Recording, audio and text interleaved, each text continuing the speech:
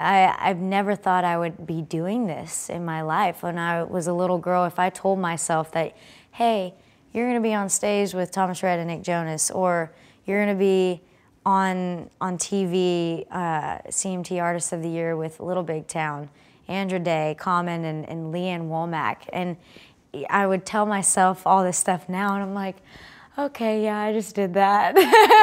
it's just so surreal, and getting to do all of these things, go on tour with who I've gotten to, like Brad Paisley, Hunter Hayes, Thomas Rhett, Brett Eldridge, and Scotty McCreery, everybody, and people that I've always looked up to even before everything.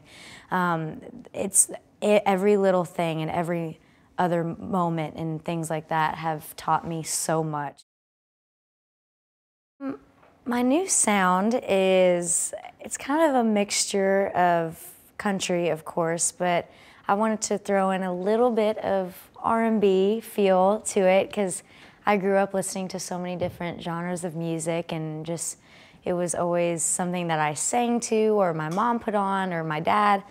And so it's always been something that I loved, and I didn't just love one thing. So now that I can kind of get a hold of things a little better, I mean, compared to being so young in the beginning and not really knowing, not sure what was going on, now that I get to be a part of writing it, and that helps me figure all of that out easier. And so I wanted to sprinkle a little bit of R&B in there, but not too much. The beginning of writing was kind of scary because I'm like, you have to get in the room with people you've never met before and tell your secrets to. I'm like, what are they going to think about me after I tell them this? But I had to kind of think and remind myself, these writers have been through everything with the biggest, artists. So I'm like, I'm in here just telling my stories that they've probably heard worse. And so you gain a friendship with all these writers. And I remember kind of one of my first writes were with Maren Morris, and she's amazing now. So it was really cool kind of seeing each other's beginning sides of things. And she's always been such an amazing songwriter. But I remember that, and just getting in the room with some, writers that wrote some of my favorite songs, from Carrie Underwood, from Blake Shelton, and all of them. So it's been moments where I'm like, okay, I have to pinch myself a little bit.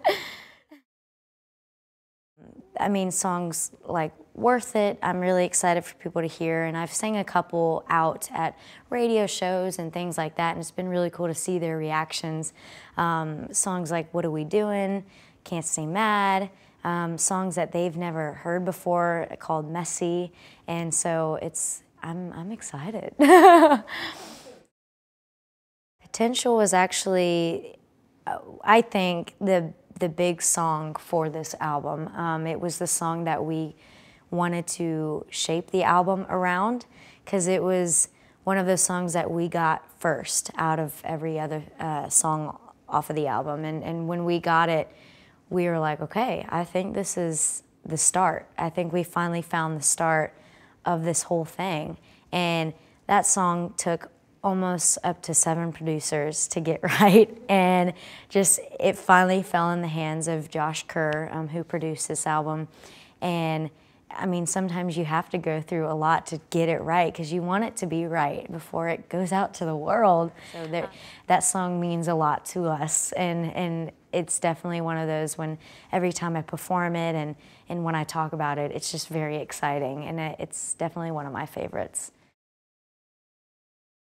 I would just say it's all going to be okay, and just have fun with everything, and don't go too far ahead of yourself, and just be you. I know that sounds so cliche, but it's so true.